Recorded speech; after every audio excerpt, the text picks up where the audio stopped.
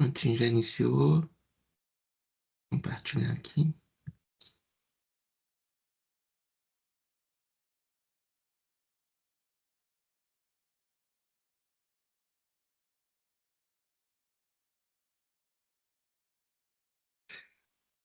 O que que vocês acharam dessa dinâmica de eu escrevendo enquanto tô dando aula para vocês? Ficou melhor? Ou vocês preferiam o, o jeito antigo de ter o slide pronto, uma apostila? Como é que vocês preferiam?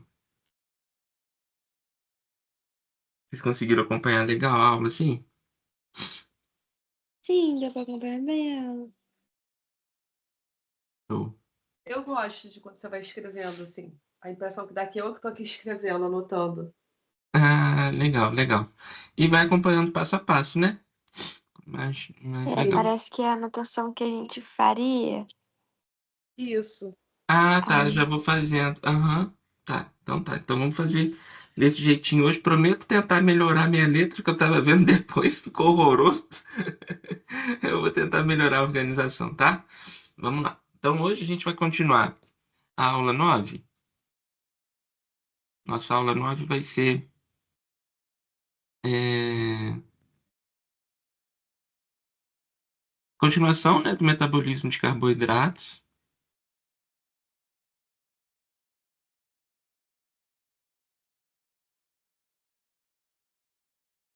Metabolismo de carboidratos e de lipídios. Vocês vão entender por que que a gente vai juntar tudo é, numa aula só, daqui a pouco. Então, o que que a gente viu semana passada? Na semana passada, a gente viu que a gente viu que a glicose entra na célula e é fosforilada no seu sexto carbono, se transformando em glicose 6-fosfato. Dali em diante, ela vai passar por uma série de reações e vai resultar em duas moléculas de piruvato. Porque tudo que acontece com uma molécula de gliceraldeído 3-fosfato num lado da via glicolítica acontece com a outra molécula de gliceraldeído 3-fosfato também. Então a gente vai ter duas moléculas de piruvato no final do processo. E aí nós vimos o destino desse piruvato em anaerobiose, para onde ele vai, né? Vai lá para a fermentação láctica no nosso corpo, né? Nas nossas células musculares e hemácias, e em aerobiose vai seguir para o ciclo de Krebs, cadeia transportadora de elétrons e fosforilação oxidativa, respiração celular, que a gente vai ver hoje, tá? E as fermentações, né, que eu coloquei aqui no finalzinho, a fermentação alcoólica nós não fazemos, mas micro-organismos fazem, né? Alguns. O que que a gente vai ver hoje para terminar esse metabolismo do carboidrato? De carboidratos. Primeiro que a gente viu só a degradação da glicose, mas vocês sabem que existem muitos carboidratos diferentes, não é verdade?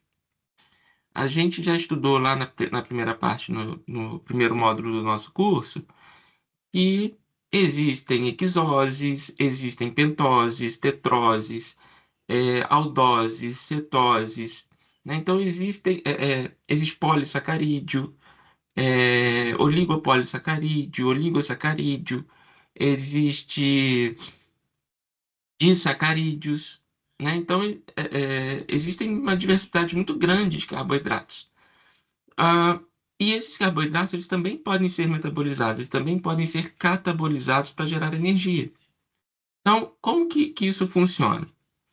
Ah, no nosso, no nosso fígado,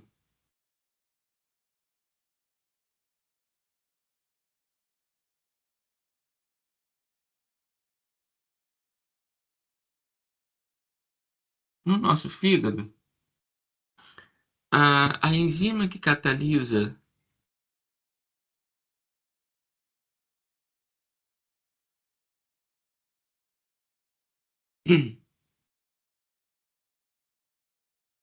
a reação de glicose para glicose 6-fosfato no fígado é a enzima glicoquinase.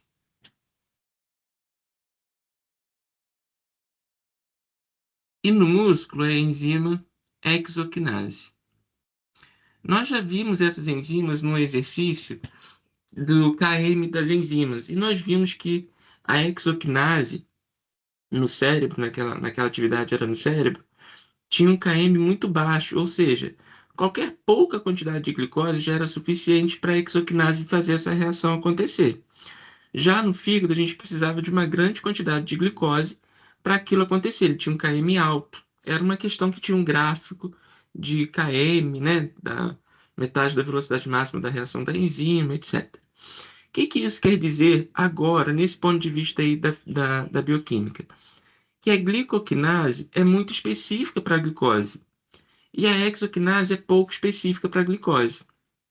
Ou seja, a exoquinase no músculo consegue fazer essa mesma reação com outras exoses.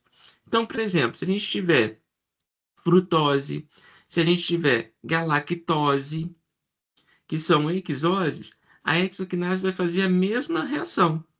Vai fosforilar no sexto carbono, e aí depois vão ter reações adicionais, reações um pouco diferentes, até que elas sigam a via glicolítica comum.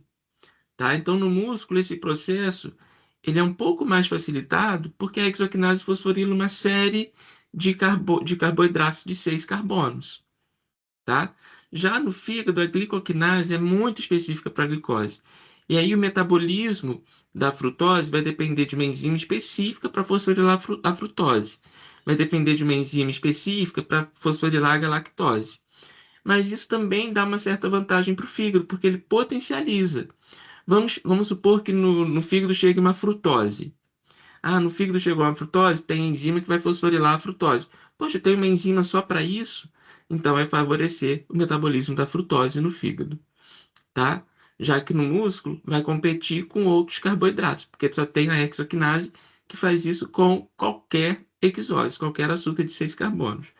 E aí o restante da glicólise vai seguir normalmente, tá? Vai resultar em 2 moléculas de piruvato.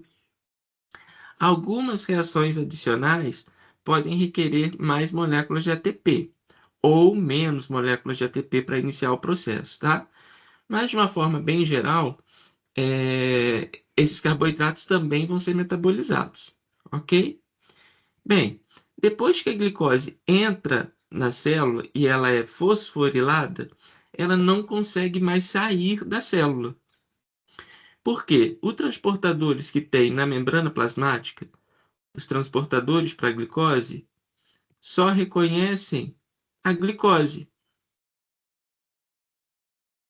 E aí, quando a glicose entra na célula e lá no citoplasma ela já é fosforilada, essa glicose que carrega seu fosfato no sexto carbono já não é a mesma molécula. E aí o transportador não reconhece. Por isso que o transportador não consegue jogar a glicose para fora. Então a glicose, uma vez que entra na célula, não sai mais. Essa glicose, gente, ela vai entrar simplesmente por diferença de concentração. Uma difusão facilitada, porque vai ter um monte de glicose sobrando no sangue, no líquido extracelular, comparado a pouca glicose dentro da célula. Então a tendência é que a glicose entre para dentro da célula, ok? E por que que não vai sair? Porque ela tem um fosfato no seu sexto carbono, assim que ela entra na célula. Tá joia? Guardem isso daí que vai ser importante. Bem, e aí agora eu quero falar de um carboidrato muito importante para a gente, que é o glicogênio.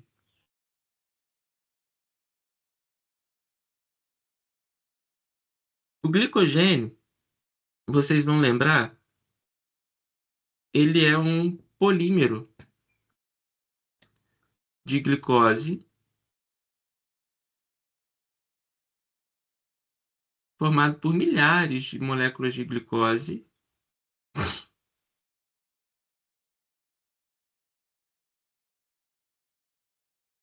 e...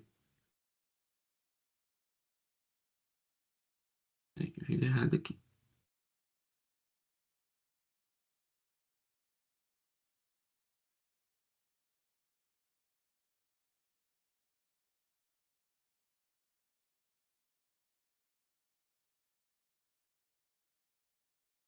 Nossa, estou impressionado com a minha própria habilidade.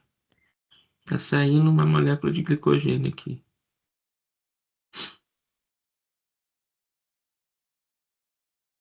E essa molécula de glicogênio, ela é muito ramificada para poder caber dentro do citoplasma da célula, tá?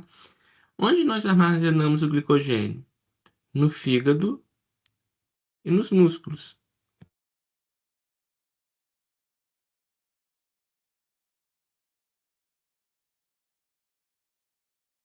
Essa molécula de glicogênio, então, ela é formada por uma cadeia linear,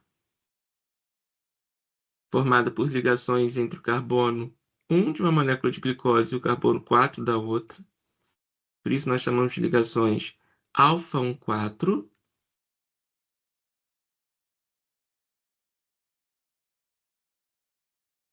E por ramificações, que é entre o carbono 1 de uma molécula de glicose e o carbono 6 de outra molécula de glicose, por isso chamadas ligações alfa 1,6. Então, a gente tem aqui uma moleculinha de glicogênio. Bem, a molécula de glicogênio, quando ela é quebrada, a gente chama de glicogenólise. E quando ela é formada, nós chamamos de glicogênese. Na glicogenólise, duas enzimas são muito importantes na quebra do glicogênio. Então a gente vai. Quando que vocês acham que a gente vai quebrar o glicogênio? Em qual situação? Quando a gente está bem alimentado, quando a gente está mal alimentado, quando a gente está em jejum? Quando que vocês acham que a gente vai quebrar o glicogênio? Quando a gente tá em jejum, Uhum, em jejum. Quando a mal gente faz uma. alimentado, não? Oi? Mal alimentado, não? Mal alimentado também, né? Quando a gente faz uma dieta pobre em carboidratos, a gente vai quebrar o glicogênio também, tá?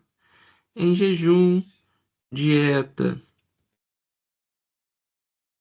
pobre em carboidratos, exercício físico.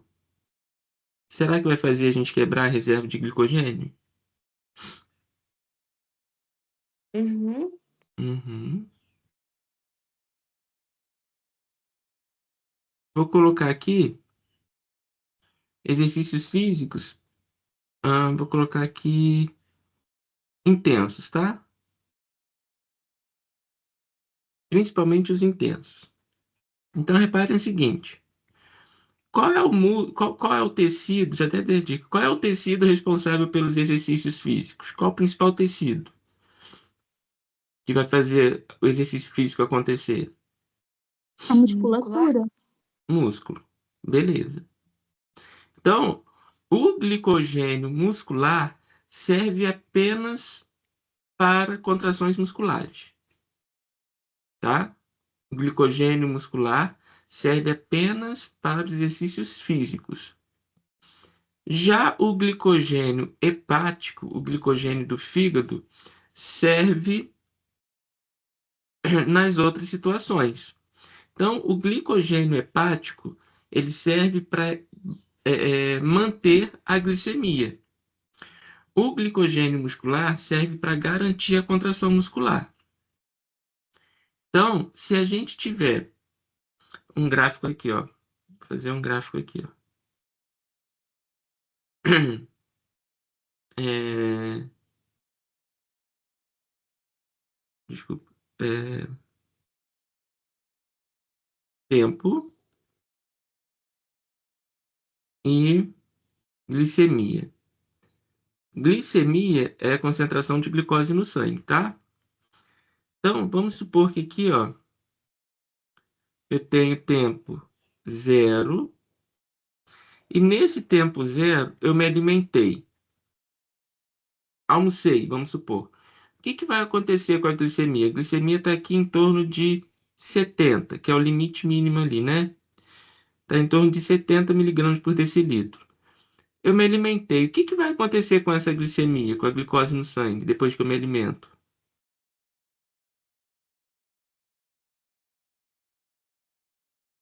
Aumenta. Vai subir. Vai subir. Então, eu me alimentei no tempo zero, a glicose vai subir. Vamos supor que tenha chegado aqui a uns 140. Depois, o que vai acontecer com essa glicose? Volta a cair. Volta a cair. E aí ela cai até quando, mais ou menos? Até qual concentração? Mais ou menos. Até 70 de novo? Até 70 de novo. E ela continua caindo com o passar do tempo ou vai se mantendo? Vocês acham que ela vai se mantendo ou que ela vai caindo? O que vocês acham? Eu acho que mantém. Se mantém. Opa, desculpa, peguei linha errada. Se mantém, perfeito. Se mantém. O que será que faz essa glicose se manter?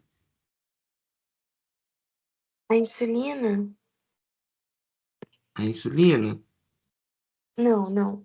O glicogênio. O glicogênio? Vamos ver, ó. Então, eu acabei de me alimentar no tempo zero. E aí, vamos supor que 1 hora depois, tá aqui. 2 horas depois, tá aqui. Sei lá aqui, 2 horas e meia. Aqui, 3 horas. Vamos supor que aqui tenha 24 horas de jejum no final do processo, tá?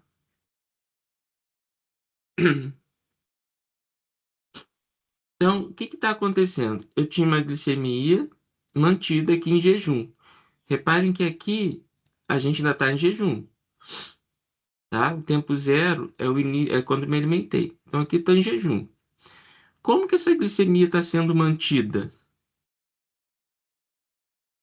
em jejum? Sendo mantida pela glicogenólise hepática. A glicogenólise vai acontecendo aos poucos. Por quê? Quem ativa a glicogenólise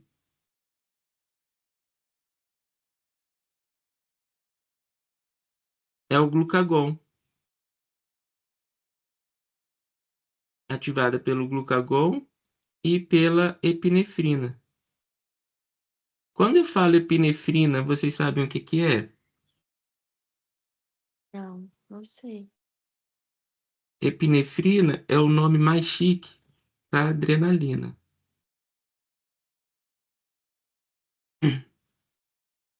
Então, é ativada pelo glucagon e epinefrina. O glucagon é o hormônio liberado no jejum. Quando a glicemia baixa, o glucagon é liberado pelo pâncreas. E a epinefrina é liberada em situações de estresse, pela glândula suprarrenal, glândula adrenal, né?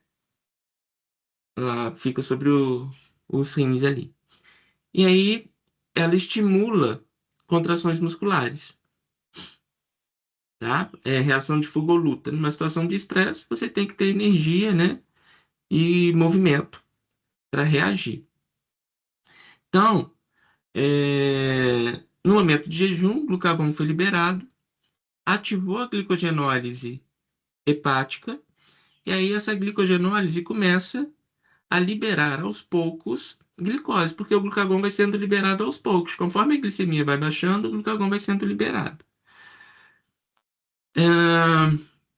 Existe uma outra coisa também que é responsável por manter a glicemia quando a gente está em jejum. Em jejum prolongado, além da glicogenólise hepática, também ocorre a gliconeogênese, que é a síntese de glicose, feita no fígado também, a partir de outras moléculas. A gente pode fazer glicose a partir de aminoácidos, a partir de lactato, aquele produto da fermentação láctica. A gente pode fazer a partir do glicerol de triglicerídeos. A gente pode fazer a partir de ácidos graxos de cadeia ímpar. Então, tem outras moléculas que a gente usa para formar glicose, mas isso é só no jejum mais prolongado, tá? Depois de 24 horas, por aí, a gente começa a fazer gliconeogênese. Às vezes até em 15 horas, por aí, tá? Depende da sua reserva de glicogênio. Essa reserva de glicogênio vai suprir a nossa necessidade para o maior momento de jejum que a gente passa. Qual é o maior momento de jejum que a gente passa no nosso dia? Quando a gente dorme. Quando a gente dorme. Então, durante a noite, essa glicogenólise está acontecendo, né, durante a madrugada, para manter a nossa glicemia normal. Por que é tão importante a glicemia não baixar tanto? Já que a gente consegue usar energia a partir de lipídios, de proteínas, né, além de glicose, além de carboidratos, por que é importante a gente manter a glicemia nesses padrões? O que aconteceria em hipoglicemia? Pode cair a pressão. Uhum. Porque a glicose é essencial para o cérebro, para o encéfalo, né? Então, se a glicemia baixar, nosso cérebro também fica sem energia. O cérebro essencialmente consome energia a partir de carboidratos. Não consegue usar proteínas e lipídios como fonte de energia, tá? Essa é a principal importância de a gente manter essa glicemia dentro do normal. Beleza, aí eu me alimentei, tive esse pico de glicemia. Depois a glicemia começa a baixar. O que faz a glicemia baixar? A insulina? A insulina, perfeito.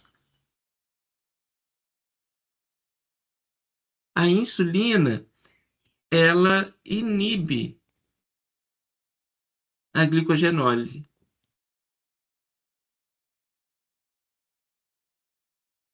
Então, assim que eu me alimento, a insulina já vai ser secretada. Vou fazer a insulina aqui de laranja, tá? Assim que eu me alimento, a insulina vai ser secretada. E a insulina vai aumentando no sangue. E aí, quando ela atinge seu pico, é quando ela começa a limitar e fazer baixar a glicemia. Baixando a glicemia, a secreção de insulina também começa a baixar, tá? Fiz a insulina de laranja aí. Então, eu me alimento, o pâncreas para de produzir glucagon e começa a produzir e liberar insulina.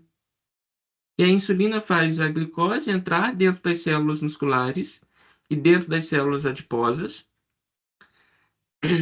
diminuindo a glicose no sangue. A glicose passa a entrar nas células. Só que a gente vai usar toda aquela glicose ao mesmo tempo? Imagina, eu dei uma carga de glicose ali. Eu vou usar aquela glicose só logo depois que eu almoço?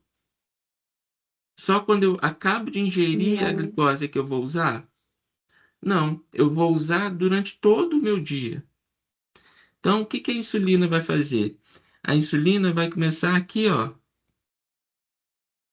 a armazenar a glicose. Ou seja, vai começar a glicogênese. A glicose vai entrar dentro das células musculares e dentro das células hepáticas e vai ser armazenada na forma de glicogênio. Então, armazenar como glicogênio diminui a concentração de glicose no sangue, e quando a gente está em jejum ou uma dieta pobre em carboidratos, o fígado começa a quebrar aquele glicogênio estocado para ir mantendo a glicemia dentro dos padrões normais. Ok? Sim. Beleza. A glicólise, gente, a quebra da glicólise está ocorrendo a todo tempo, porque as nossas células não podem deixar de obter energia, tá? Então, mesmo que esteja acontecendo a glicogênese, as nossas células também estão quebrando algumas glicoses para obter energia. O que ela não quebra naquela hora, ela armazena como glicogênio. Beleza? Em nenhum momento as nossas células vão deixar de fazer glicólise, de quebrar a glicose, porque elas precisam de energia.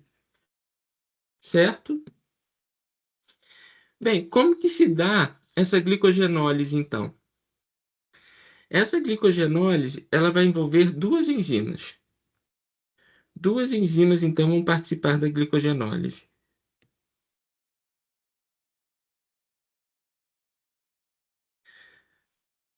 É a enzima glicogênio fosforilase e a enzima desramificadora.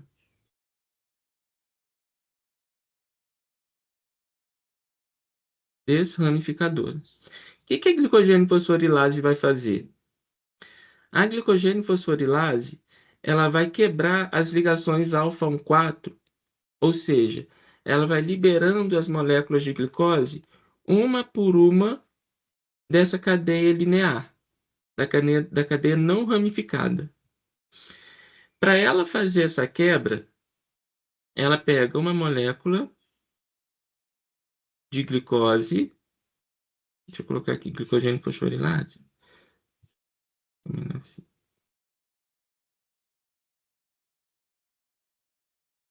A glicogênio fosforilase, ela pega uma molécula de glicose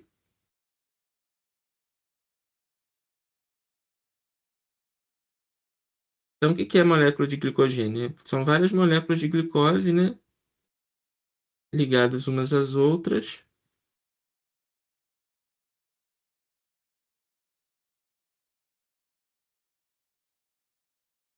E aí, essa enzima, ela coloca um fosfato inorgânico entre uma glicose e outra. É uma fosforólise, que a gente chama.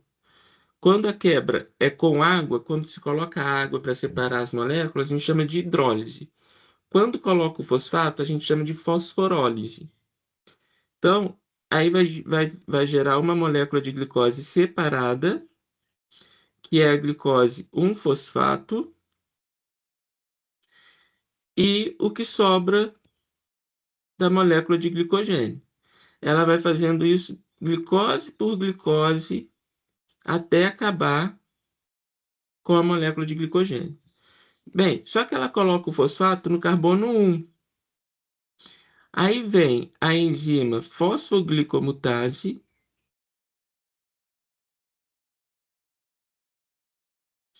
que vai transferir do carbono 1 para o carbono 6. Bem, se agora o fosfato está no carbono 6, o que vai acontecer com essa glicose 6-fosfato? Ela vai seguir a quebra da glicose normal, tá? Só tem uma diferença aí, gente. Quando a gente tinha lá a glicose recebendo o fosfato no seu sexto carbono, gastava uma molécula de ATP nesse processo. Gastava uma molécula de ATP. Já agora, na molécula do glicogênio, quando o fosfato é incorporado, não gasta ATP. O fosfato simplesmente é colocado. O fosfato está livre e coloca. Não precisa gastar uma molécula de ATP. Então, não gasta energia de um ATP para fazer esse processo acontecer, tá? Não é dispendioso para a gente. Lembrando que o ATP é a molécula que vai ser usada para as reações que precisam de energia. Tá bom? Então, nessa reação aí não vai gastar ATP, já é vantajoso para a gente. Ok? Bem, mas e aí? O que vai acontecer com o restante do glicogênio? Porque eu expliquei para vocês que a glicogênio fosforilase vai quebrando da cadeia linear. Mas tem o raio de um ponto de ramificação. Essa enzima glicogênio fosforilase, ela não consegue alcançar o quarto resíduo de glicose a partir do ponto de ramificação. Ou seja, o que eu quero dizer com isso? Quando chegar aqui, ela retira essas três moléculas de glicose uma de cada vez. Chega no quarto resíduo, a partir do ponto da ramificação, ela não alcança mais. Aí o que acontece? Entra em ação a enzima desramificadora. O que a enzima desramificadora vai fazer? A enzima desramificadora, ela vai transfere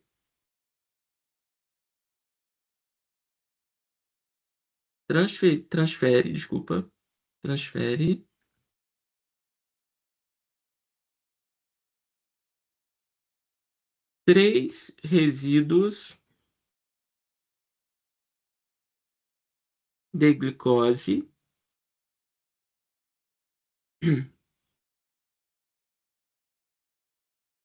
do ponto de ramificação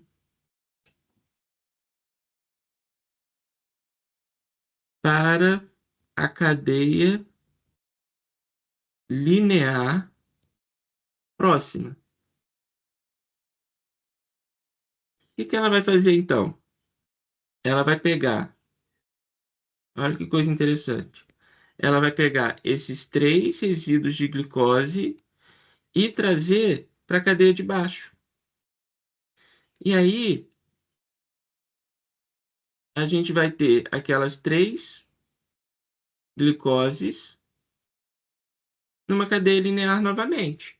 E aí, a glicogênio fosforilase volta a alcançá-las e pode quebrar. Vai sobrar uma molécula de glicose aqui, ó. Essa única molécula de glicose que sobrar ali vai ser retirada pela enzima desamificadora por hidrólise.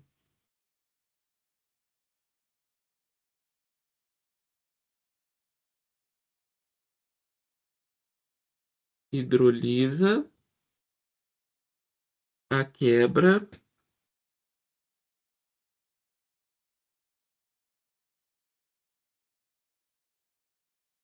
da ligação da glicose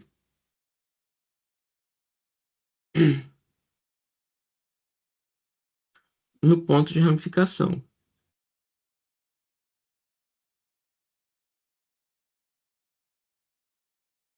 Ou seja, vai sair a glicose livre, sem fosfato, tá?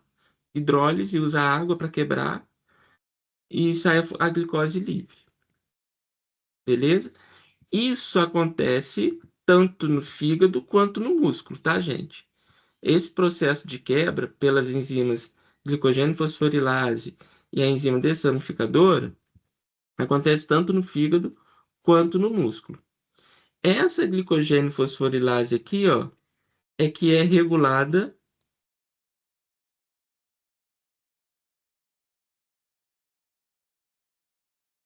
pelo glucagon, insulina e epinefrina.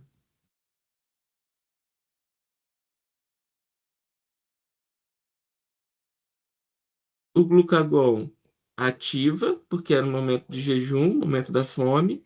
A epinefrina ativa em situações de estresse e a insulina inibe. Ou seja, eles têm efeitos antagônicos. Insulina e glucagon, eles têm efeitos opostos. Assim como a epinefrina também tem efeito oposto à insulina. Então, posso dizer que glucagon e epinefrina têm efeitos é, é, iguais, né? Efeitos. E agora não fugiu. É,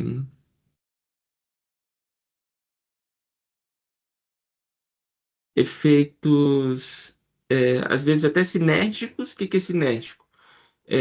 Um soma o outro. Então, por exemplo, se eu tenho lá o glucagon sendo liberado no momento de jejum e ainda faço atividade física, eu vou ter tanto epinefrina quanto glucagon potencializando ali a quebra do glicogênio, tá? Então, tem efeitos sinérgicos ou, no mínimo, né, o mesmo efeito, e a insulina tem efeito contrário aos deles, ok? Bem, mas a gente falta explicar por que o glicogênio do fígado serve para todo o corpo, porque ele libera na corrente sanguínea e mantém a glicemia. E por que que o glicogênio muscular serve só ao músculo? Porque o músculo ele é formado por várias fibras, né? Várias células, fibras musculares, que são ligadas umas nas outras, cada uma com seu glicogênio. Elas não deixam passar nem glicose de uma fibra para outra. É cada célula com seu glicogênio. É muito egoísta o músculo nesse aspecto, tá? O glicogênio é só para ele. Já o glicogênio hepático serve para todo o corpo porque libera a glicose na corrente sanguínea. A diferença está que no fígado, fazer um quadradinho aqui.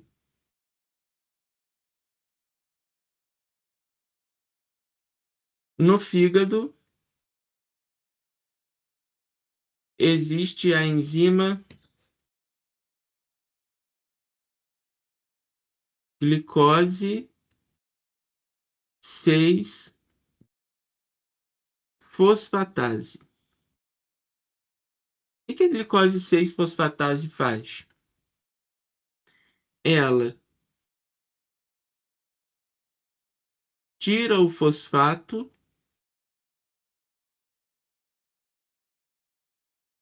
da glicose 6-fosfato e forma glicose.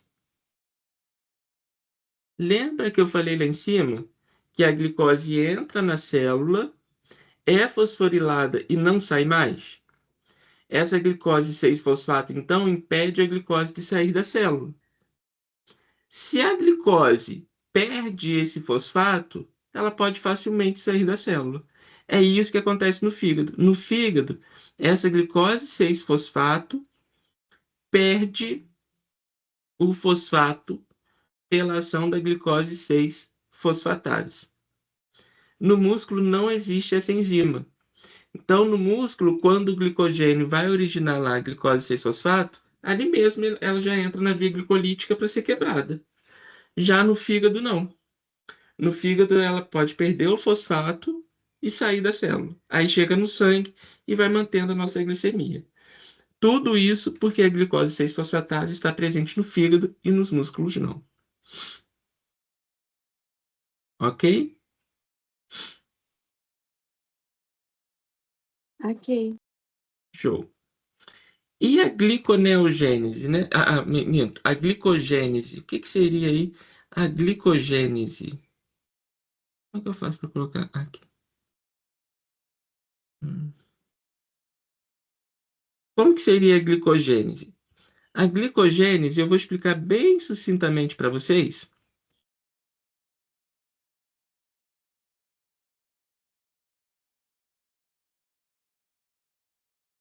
Glicogênese é a síntese do glicogênio.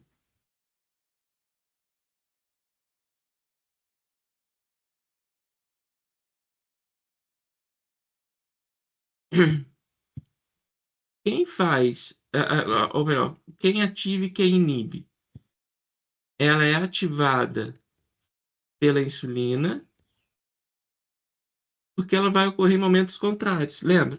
Então vamos lá, glicogenólise, a quebra do glicogênio vai acontecer quando estiver em jejum ou em atividade física, e a síntese do glicogênio vai acontecer quando eu me alimentar, que aí eu vou estocar boa parte daqueles carboidratos na forma de glicogênio. Isso é ativado pela insulina e inibida pelo glucagon, que é o hormônio da fome, e pela epinefrina.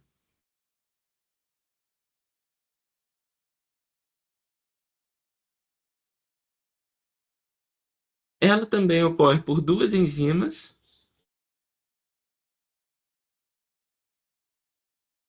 que vai ser a glicogênio sintase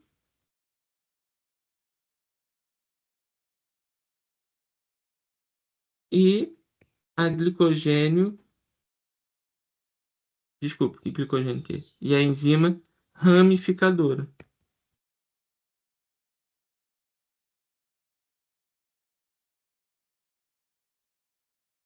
A glicogênio-sintase, ela vai juntar moléculas de glicose. Inclui moléculas de glicose a uma molécula de glicogênio pré-existente. Opa, peraí, professor. Então, a glicogênio sintase, ela vai pegar uma molécula de glicose e colocar numa molécula de glicogênio pré-existente. E aí a molécula de glicogênio vai aumentando. Isso quer dizer, então, que eu sempre tenho que ter uma molécula de glicogênio no meu fígado ou no meu músculo, né, ou na minha célula muscular, para que o glicogênio possa ser formado? Sim. Poxa, professor, mas se eu passei por um longo momento de jejum ou consumir praticamente todo o meu glicogênio muscular, eu ainda vou ter glicogênio sobrando? Pode ser que não. E aí, então, como que isso acontece? Quem nasceu primeiro? O glicogênio, né, que já estava ali pré-existente, né? Bem, para isso aí, existe uma proteína chamada glicogenina. A proteína glicogenina tem a capacidade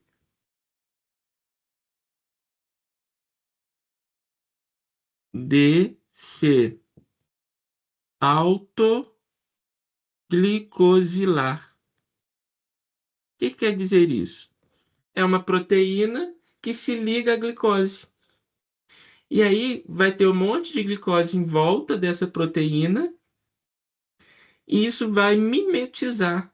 Isso vai deixar parecido com uma molécula de glicogênio. E aí a enzima glicogênio sintase vai reconhecer essa glicogenina glicosilada e vai incluindo a glicose nela, ok?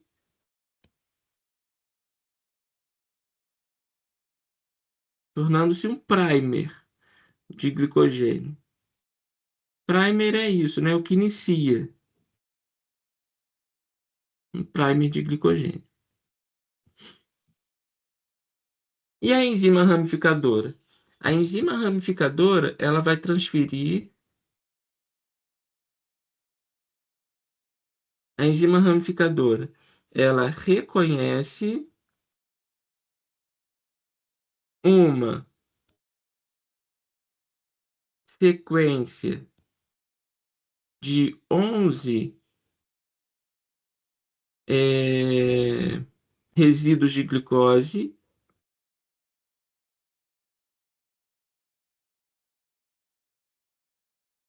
na cadeia linear,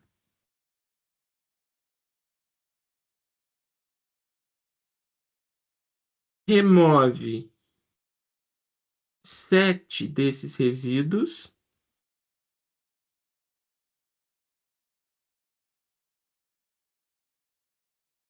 e os transfere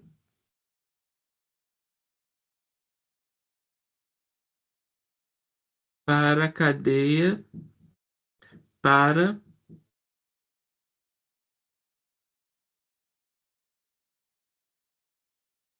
uma outra glicose numa ligação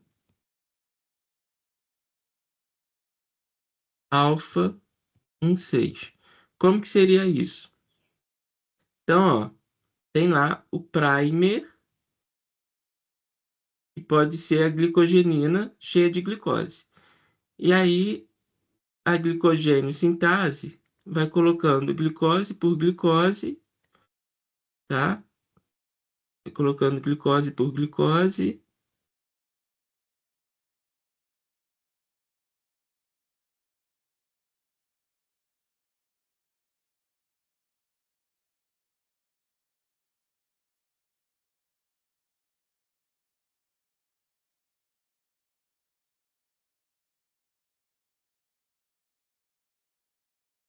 até que se tenha 11. Bem, deu 11 aqui. Deu 11. Aí o que que ela vai fazer? Vai pegar 7 desses 11. 1, 2, 3, 4, 5, 6, 7.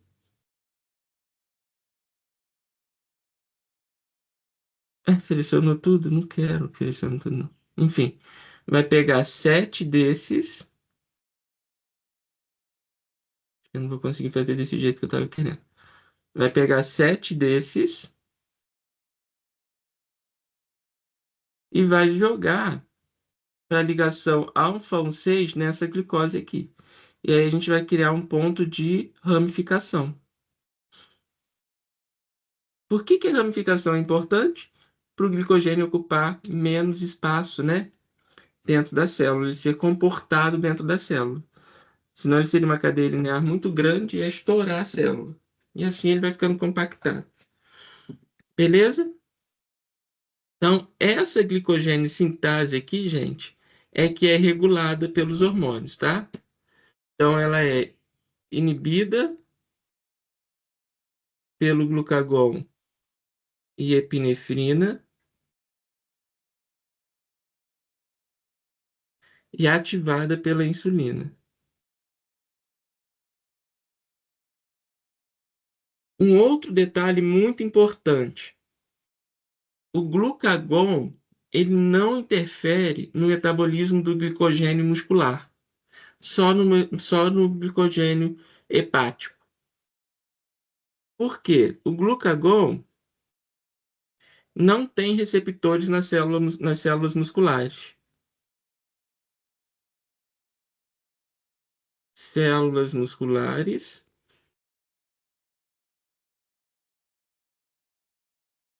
Nossa Senhora. Células.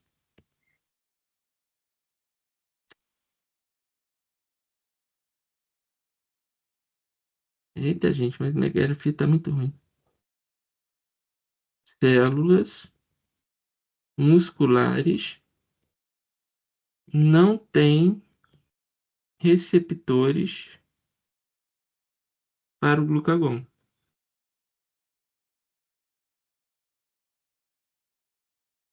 Quem tem receptores para o glucagon?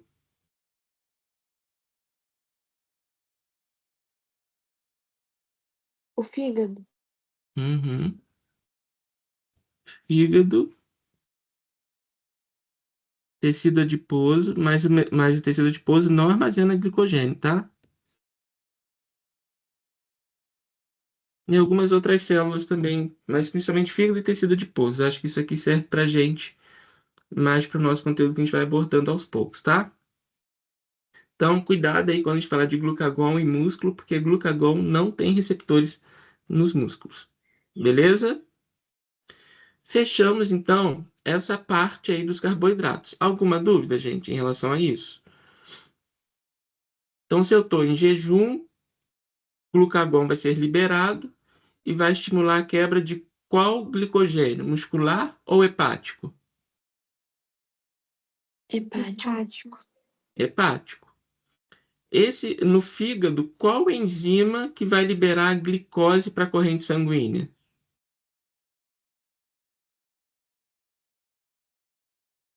Glicogênio.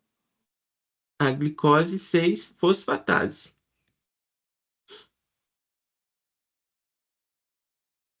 Essa que não tem no músculo. Então, já a epinefrina, olha que interessante. A epinefrina é liberada em situações de estresse, ou reação de fuga ou luta. Ela vai estimular o músculo, porque ela tem receptores no músculo, mas a epinefrina também tem receptores no fígado.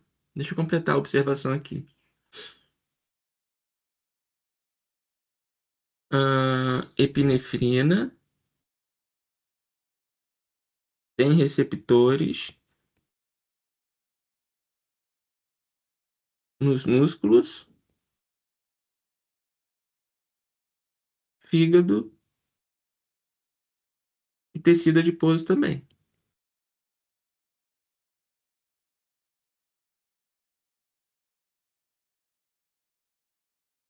Opa, então a epinefrina ela vai atuar tanto no músculo quanto no fígado. Qual a importância disso? Bom, estimula a quebra do glicogênio no fígado, aumenta a glicose no sangue. Aumentou a glicose no sangue, mais glicose chega para o músculo.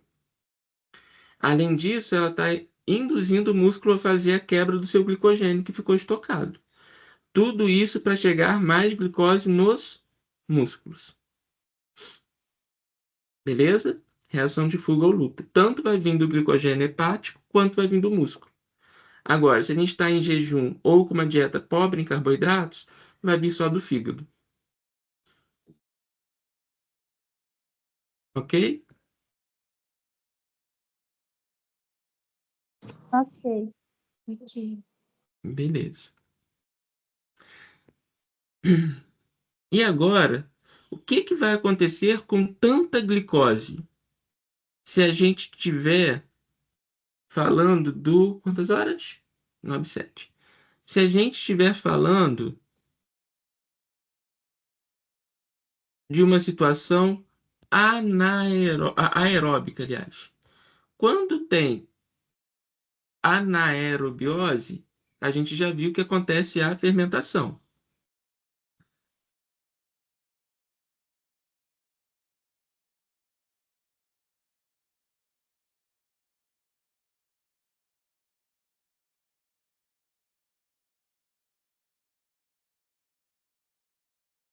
Professor, pode repetir a pergunta, por favor?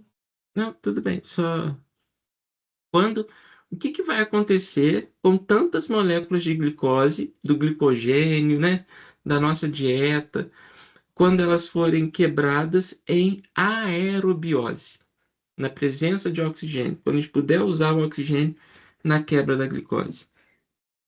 Quando está em anaerobiose, a gente já sabe o que acontece. Em anaerobiose, o piruvato vai seguir para as fermentações. E em aerobiose, quando tem oxigênio, o piruvato vai entrar lá na cadeia transportadora de elétrons, fosforilação oxidativa, passando pelo ciclo de Krebs, para gerar muita energia.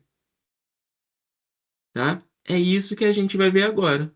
O que acontece em aerobiose? Provavelmente, muito provavelmente, vocês já estudaram isso em bioquímica, tá?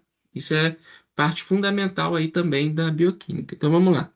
A gente só vai relembrar aí alguns aspectos. Bem, então o que a gente viu lá?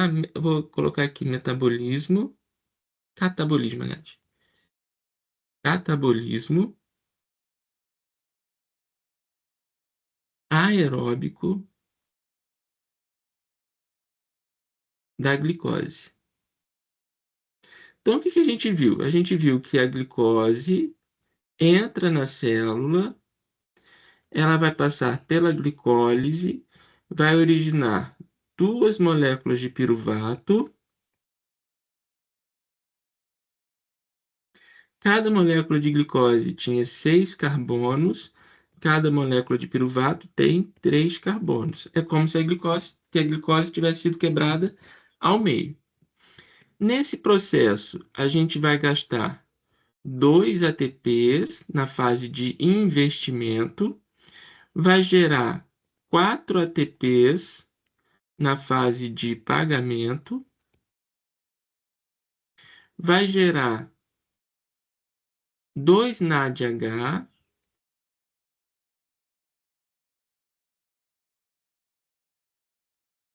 e o que sobra são 2 moléculas de piruvato. Essas moléculas de piruvato em anaerobiose vão seguir para a fermentação. No caso de, na presença de oxigênio, elas vão seguir para as mitocôndrias. E aí, vou fazer uma revisãozinha aqui com vocês sobre as mitocôndrias. Como que são as mitocôndrias? Elas são organelas formadas por duas membranas, a membrana externa e a membrana interna. Entre a membrana externa e a membrana interna, existe o espaço intermembranas, ou espaço entre as membranas, etc, tá? Um espaço ali entre a membrana externa e a membrana interna. E a membrana interna limita a matriz mitocondrial.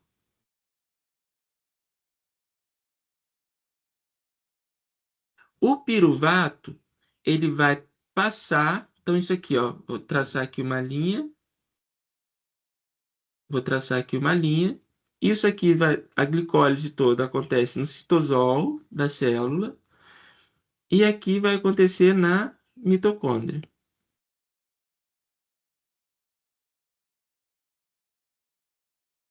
Mais precisamente na matriz mitocondrial. Então, o piruvato, ele é transportado, ele passa pela membrana externa facilmente, porque a membrana externa mitocondrial ela é pouco seletiva, ela deixa passar um monte de coisa. E aí a molécula de piruvato, ela vai passar para a matriz mitocondrial. A membrana interna mitocondrial tem um transportador específico para piruvato. Lança esse piruvato para dentro da mitocôndria, para dentro da matriz mitocondrial. E aí esse piruvato vai ser convertido, tudo que acontecer com um piruvato vai acontecer com outro também, tá? Ele vai ser convertido em uma molécula de 2 carbonos, que é o acetil. Então, repare, se o piruvato tinha 3 carbonos, o acetil tem 2 carbonos, o piruvato vai perder um carbono aqui, não vai? Vai sair um carbono na forma de CO2. Além disso, vai entrar um NAD oxidado e vai sair um NAD reduzido.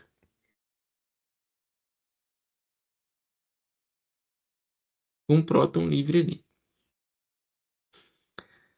E ainda vai acontecer mais uma coisa. Vai entrar uma coenzima A. O que é coenzima A? Vou pegar aqui uma imagem na internet para mostrar para vocês. Pesquisar aqui. Uma coenzima A.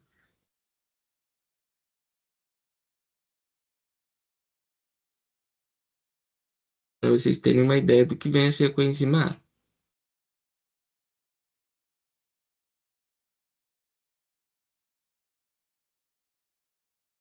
Aqui.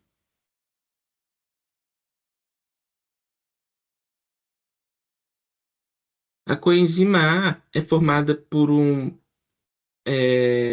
vitamina B5, ácido pantotênico, e um nucleosídeo de adenina, de RNA, tá? De uma ribose ligada à adenina, que é um nucleotídeo de RNA. Ou seja, ela é uma molécula muito grande, tá? Quando eu digo que tem 2 carbonos, é só o acetil, porque a coenzima A, ela tem muitos carbonos, é uma molécula muito grande e ela tem um grupamento de enxofre com hidrogênio que a gente chama de tiol no finalzinho dela. É por esse grupamento tiol que ela se liga ao acetil. Então, quando ela está livre, a gente sinaliza COACH. A gente escreve COACH. Significa que esse grupamento tiol está livre. Bem, aí a coenzima A se liga também e forma o acetilcoenzima A. Quem catalisa essa reação é a enzima piruvato desidrogenase.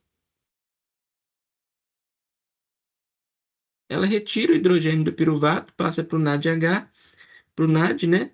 Por isso chama piruvato desidrogenase. Só tem um detalhe, na verdade ela não é uma enzima, ela é um complexo enzimático. São 3 enzimas juntas que trabalham, elas ficam grudadas umas nas outras e cada uma faz uma reação dessa acontecer.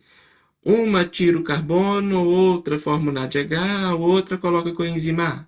Tudo junto, tá? Elas estão ligadas. Então, vão fazendo tipo uma cadeia de produção industrial, cada uma faz uma etapa do processo. E aí vai formar acetilcoenzima A. Esse acetilcoenzima A vai se ligar a uma molécula de oxaloacetato. Não vou colocar as enzimas, gente. Vou colocar só os intermediários. Não precisa saber as enzimas nesse processo não, tá? O oxaloacetato, ele vai se juntar com o acetil. O acetil tinha quantos carbonos? 2. O oxalacetato tem 4 carbonos. O acetil mais o oxalacetato vão formar uma molécula com quantos carbonos? 6. 6. Que a gente vai chamar de citrato. Então, o citrato tem 6 carbonos. Repare que citrato não tem coenzima A no nome.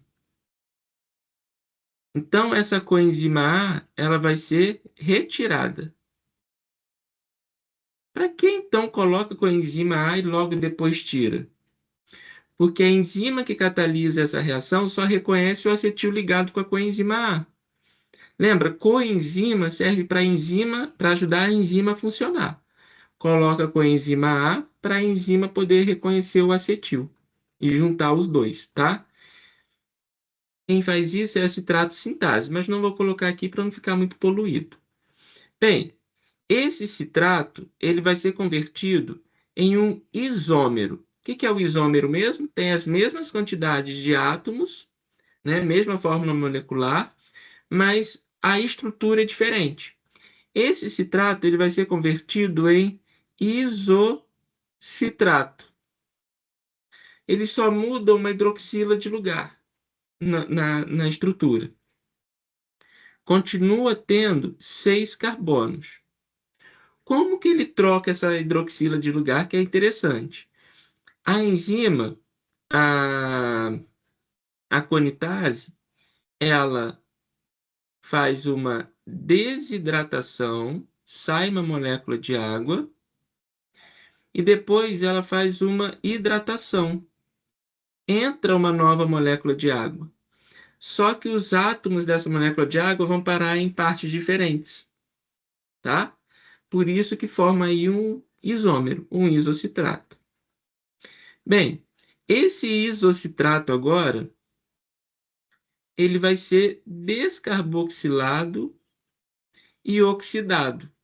Ele vai se transformar em alfa-cetoglutarato.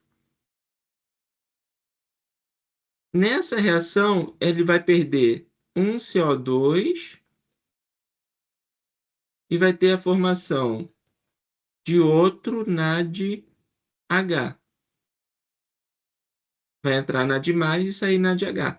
Nós chamamos esse tipo de reação de descarboxilação, que está perdendo carbono, oxidativa, porque o isocitrato está sendo oxidado e o NAD+ está sendo reduzido, formando o alfa-cetoglutarato. Quantos carbonos tem o alfa-cetoglutarato?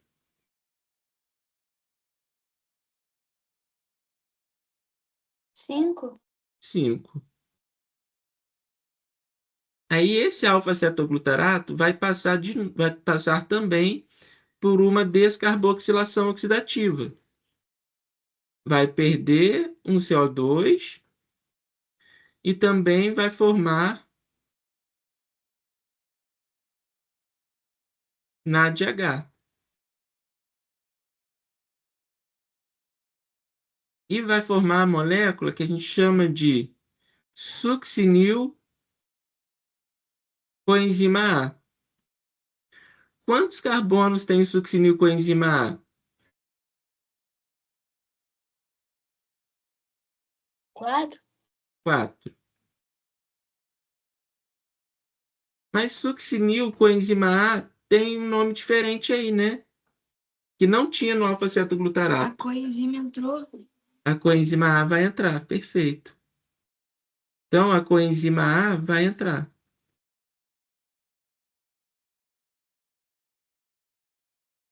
Perfeito. Aí, de succinil coenzima A, vai formar o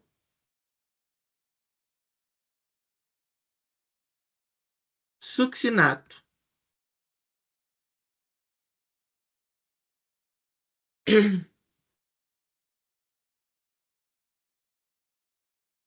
Nessa reação,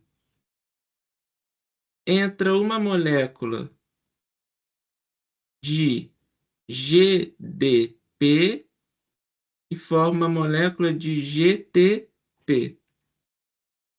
GDP mais fosfato inorgânico forma GTP. O que é isso? Vocês já ouviram falar de adenosina trifosfato? Existem quatro bases nitrogenadas, né? Adenina, guanina, timina, citosina e no RNA tem a uracila. Então, as bases nitrogenadas de RNA são 5. Adenina, timina, guanina, citosina, uracila. Todas elas podem compor um nucleosídeo fosforilado. Então, a gente ouve muito falar de ATP, mas tem o GTP, tem o UTP, tem o CTP. Todos eles podem formar isso. No caso aí dessa via, desse ciclo de Krebs que a gente está fazendo, a gente vai ter o GTP. Como que esse GTP vai ser formado? Ele é um GDP de fosfato, se liga a um fosfato e vira GTP. Esse GTP, ele vai passar o fosfato dele para uma molécula de ADP. O ADP, quando ganha o fosfato dele, vira um ATP e ele volta a ser GDP. Ou seja, a gente pode considerar que o GTP se converte em ATP. Então, nessa reação é produzido um ATP. Conseguiram acompanhar esse processo?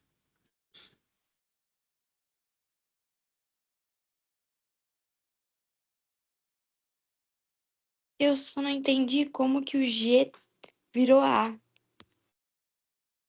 Ah, sim, porque tem outra molécula de... Ele não vira. Na verdade, tem outra molécula, ADP, lá na matriz mitocondrial.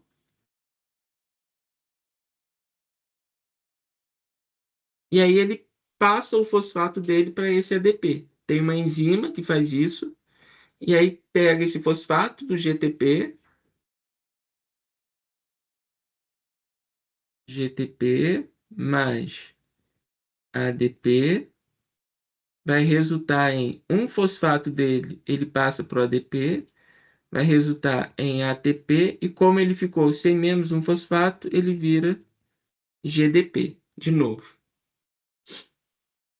Tá? Já tem um ADP sim. lá na matriz, né? Que um vai virar o outro, tá?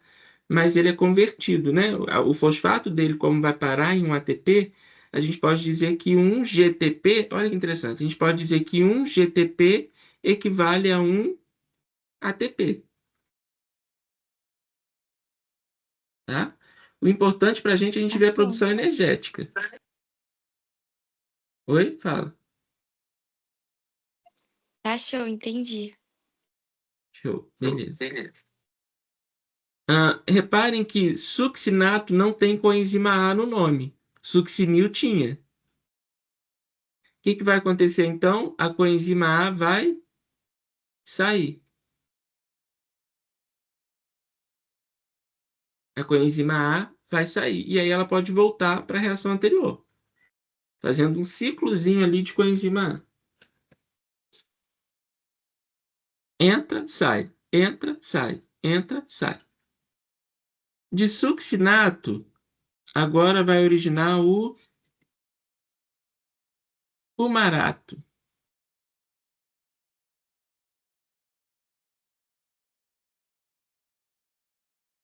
Nessa reação, vai ocorrer uma oxidação, porém dependente de FAD. Vai entrar FAD, flavina adenina de nucleotídeo, e formar FADH2.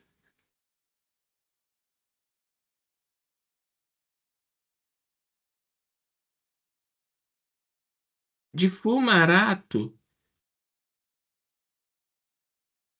vai formar malato.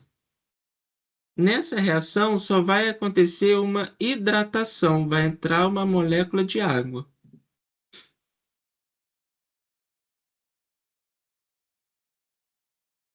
E de malato volta a ser oxalacetato. Vai acontecer aqui uma oxidação dependente de NAD. Professor, Oi? a partir do succinil coenzima A, né? Aí Uhum. chega lá no succinato, não perde mais carbono. Perfeito. Então, a partir dali, o número de carbonos vai ser sempre 4, até chegar no oxalacetato. E é engraçado como cada um pede um negócio, né? Vai sempre se transformando, né? É. É sempre se transformando. Às vezes ganha. Por quê? Como só vai perdendo, perdendo, perdendo, perdendo, e o oxalacetato ele é formado novamente, às vezes precisa ganhar. Por exemplo, a entrada da água aqui, ó. Ganha hidrogênios e oxigênio que foram sendo perdidos. Aí agora a gente precisa interpretar esse ciclo de Krebs. Isso é o ciclo de Krebs. Para vocês entenderem o que está acontecendo nele. Isso que é o importante aqui da nossa aula de hoje. Entender o que está acontecendo nesse ciclo de Krebs. Primeiro, quero saber de vocês de onde está saindo esse CO2. De onde saíram esses CO2? De onde vieram esses CO2 que estão saindo?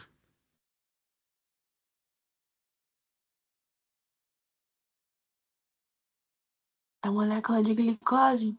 Da molécula de glicose, exatamente. Então, a molécula de glicose originou o piruvato. O piruvato, já na primeira conversão para acetilcoenzima A, já liberou um carbono. E depois os outros 2 carbonos que sobraram dele foram sendo liberados no ciclo de Krebs. Então, aí a gente tem a quebra completa da glicose. A glicose foi completamente quebrada. Não tem mais nenhum carbono ligado um com o outro. A gente já eliminou todos os carbonos da glicose. Esse CO2 vai para a nossa respiração pulmonar, vai formar bicarbonato para controlar o nosso pH, tá? Então, o CO2 que a gente elimina na respiração vem da quebra aí dos carboidratos, dos lipídios, das proteínas também vai ser do mesmo jeito, tá? Então, é produto da nossa respiração celular. Isso que a gente está vendo aqui é respiração celular, né? A glicose, ciclo de Krebs, cadeia transportadora de elétrons, elas formam o que a gente chama de respiração celular. Bem, a gente ainda não viu a participação do oxigênio, porque isso tudo vai acontecer quando a célula estiver com oxigênio disponível, tá? E tiver mitocôndria. Célula que não tem mitocôndria não consegue fazer isso, como as hemácias, por exemplo. Bem, e os NAD+, os FAD e os NAD+, eles estão ganhando elétrons. Eles estão sendo reduzidos. De onde estão vindo esses elétrons?